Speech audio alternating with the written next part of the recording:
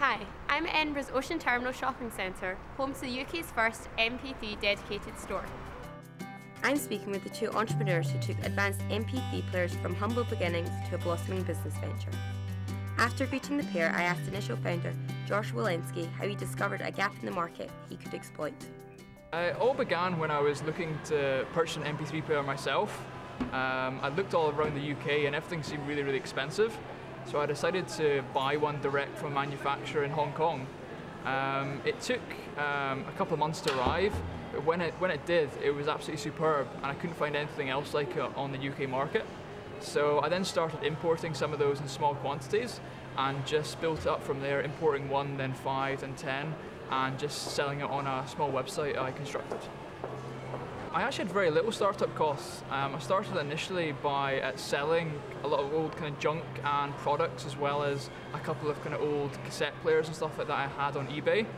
And over the summer, I managed to earn about £1,000, and I used that just to kind of buy more MP3 players, and I just kind of rolled on from there. Just kept on buying more and more as I could afford them. I didn't actually look at how much money I was making in the first year until the actual end of the first year itself. I was working from home, so I didn't have any kind of large staff overheads or any large advertising overheads, so it was pretty much into profit in its first kind of month or two of trading.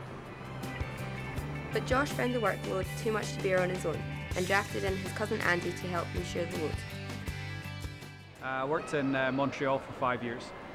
I was a product manager for electronic components distributor, the third biggest company in the world. So pretty much a lot of what I was doing is similar to what I do now, just I was playing with someone else's millions. So good way to learn. We have the one in Ocean Terminal. We open our new one in Buchanan Galleries next week. There's a footfall difference really. Ocean Terminal did about 120,000 people a week. Buchanan Galleries is 420,000. So really what we did with Ocean Terminal was to kind of trial the concept. And it's worked pretty well, so it's really kind of, this will be the first time I've had a shot at kind of really launching it to mass market. You need to have a pretty good grasp on what your costs are. I think the other thing to try and keep an eye on is try to make sure you're not discouraged, because a lot of people think about it far too seriously. You know, think about what could go wrong. Yeah, at the end of the day, you've got to have an idea of, you know, what you're likely to lose. But it's like anything, you know, once you have an idea of actually what the worst case scenario is, anything you achieve above that is actually a positive goal. Try and get as much free publicity as possible, whether that's kind of customer reviews or magazine reviews or sending out samples for people to look at. The vast majority of advertising, especially paid for advertising, apart from possibly cost per click based advertising, doesn't really generate that much return in investment, in my opinion. So just try and concentrate as much free publicity as you can get. A lot of people have brilliant ideas that never see the light of day. The difference between a lot of success and not success is actually having the commitment to go ahead and do something with it.